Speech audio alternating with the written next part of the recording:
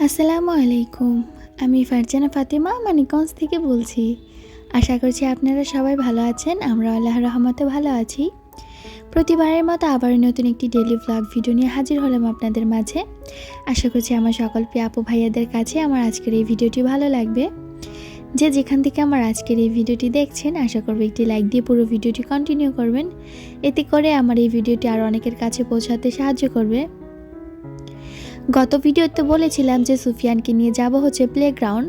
তো সেই দিনই তো প্লেগ্রাউন্ডে গিয়েছিলাম, তবে ভিডিওটা আপলোড করতে করতে অনেক বেশি লেট করে ফেলেছি। তো চলে এসেছি আমরা মিরপুরে। তো এখানে হচ্ছে বাবুল্যান্ডের একটা ব্রাঞ্চ ছিল।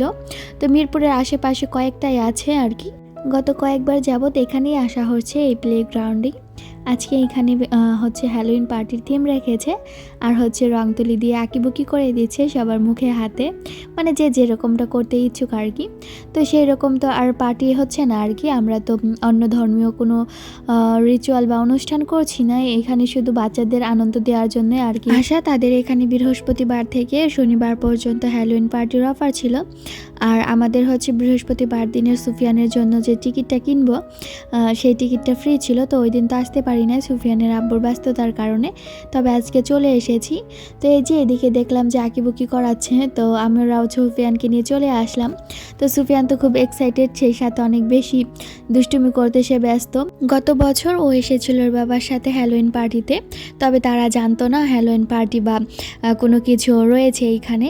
তো এসে সুফিয়ান যখন আঁকিয়েছিল, মুখের মধ্যে আর্ট করেছিল, তখন সে অনেক খুশি হয়েছিল। তো তারপর থেকে এই সময় পেলে এসে বলে যে হ্যালোইন পার্টিতে যাবে। তখন তো আর আমি তাদের সাথে আসিনি, তো এইবার আমি চলে এসেছি। ঈদের মধ্যেও কিন্তু এরকমভাবে আঁকিবুকি করে দেয় তারা, হচ্ছে ঈদ মুবারক লিখে দেয়, স্ট্রবেরি আঁকিয়ে দেয়। আমার আগের কোনো এক ভিডিওতে দেখিয়েছিলাম সুফিয়ানের মুখে স্ট্রবেরি আঁকিয়েছি। তো তার আগে হলো সুফিয়ানকে ভ্যাম্পায়ার সাজানো হয়েছিল। তো এখানে দেখানো হচ্ছে যে কোনটা সুফিয়ানকে এঁকে দিবে তার হাতে, মুখে বা যেখানেই হোক না কেন। তো আমাদের দেখিয়েছিল, তো আমরা পছন্দ করছিলাম। তো এখান থেকে আর্ট করতে নিবে হচ্ছে 50 টাকা করে। তো আমি ভাবলাম ও যেহেতু ব্যাটম্যান পছন্দ করে, তো ব্যাটম্যানের কোনো একটা কিছু যদি পাওয়া যেত তো সেটাই আমি ওকে আর্ট করে দিব। তো এই যে অবশ্যই সেইটা পেলো, কপালের মধ্যে আর্ট। তো এই আপুটার থেকে অন্য একটা আপু অনেক বেশি ভালো আর্ট করে, তিনি এইটা আর্ট করতে না পেরে ওই আপুটাকে ডেকে এনেছিলেন। মজার বিষয় হলো ওই আপুটার নামও হচ্ছে ফারজানা। তো আমি তাকে কিছু বলিনি, আমি শুনেছি শুধু দাঁড়িয়ে দাঁড়িয়ে। এই যে আপুটা আর্ট করা শুরু করে দিয়েছে, পরবর্তীতে এটাকে আবার পরিষ্কার করে মুছে ওই আপুটা নতুন করে আবার আর্ট করে দিয়েছে। তো সাথেই থাকুন, পরবর্তীতে দেখতে পারবেন কীরকম কি আর্ট করেছে। আর যারা ভিডিওটি দেখতে দেখতে এ পর্যন্ত চলে এসেছেন কিন্তু লাইক দিতে ভুলে গিয়েছেন, প্লিজ একটি লাইক দিয়ে দিন। আর যারা অলরেডি এই কাজটি করে রেখেছেন আপনাদের সবাইকে জানাই অসংখ্য ধন্যবাদ। আর যারা নতুন আমার এই চ্যানেলের ভিডিওগুলো দেখছেন, আমার ভিডিওর কোনো অংশ যদি আপনাদের কাছে ভালো লেগে থাকে তাহলে চাইলে আমার চ্যানেলটিকে সাবস্ক্রাইব করে আমার পাশে থেকে যাবেন, এতে করে আমার এই চ্যানেলটা আরও বড় হতে পারবে।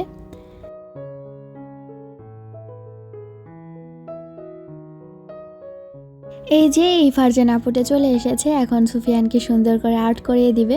তো এবারটার হাতের কাজ অনেক বেশি ভালো, সুফিয়ানকেই তো প্রথম করিয়েছে উনি আজকে আমার সামনে আর কি। তারপরে অনেকগুলো মেয়ে বাচ্চাকে, ছেলে বাচ্চাকে করিয়েছে, অনেক বেশি সুন্দর হয়েছে। তো এর আগে যেগুলো দেখলাম খুব একটা ভালো লাগেনি আমার কাছে।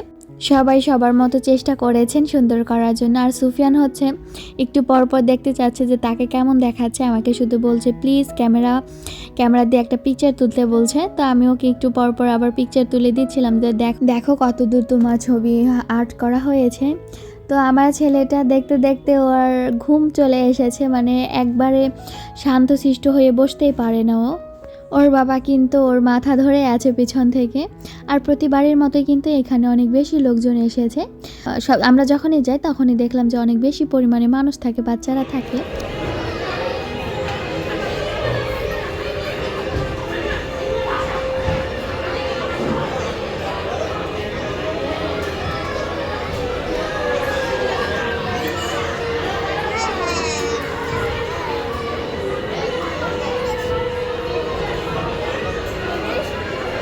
না ফিনিশ হয় নাই, আর একটু হবে।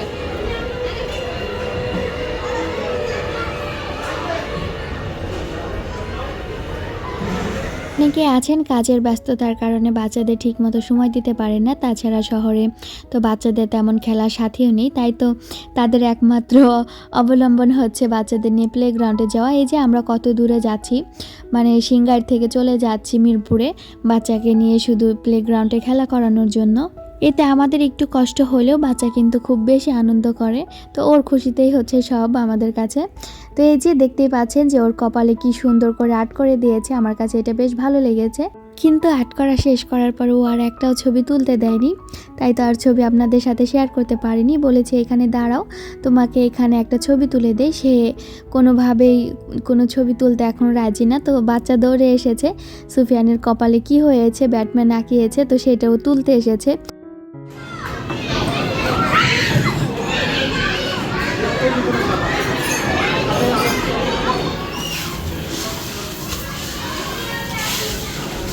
সুফিয়ান,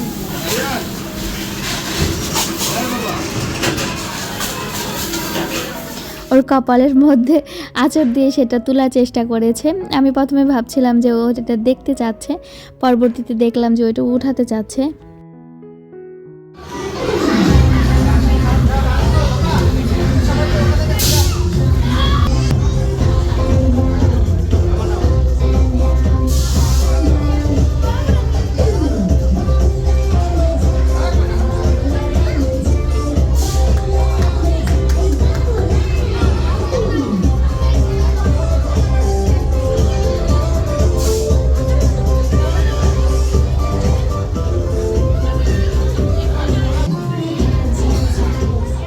তো আমি ঘুরে ঘুরে দেখছিলাম, তো এই পাশে আবার ডান্স করাচ্ছিল এখানকার স্টাফরা।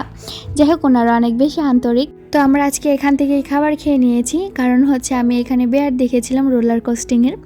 তো সেইখানে হচ্ছে 390 টাকা দিয়ে নাকি আরেকটু বেশিও হতে পারে, হলে আমি সঠিক খেয়াল নাই এখন আমার।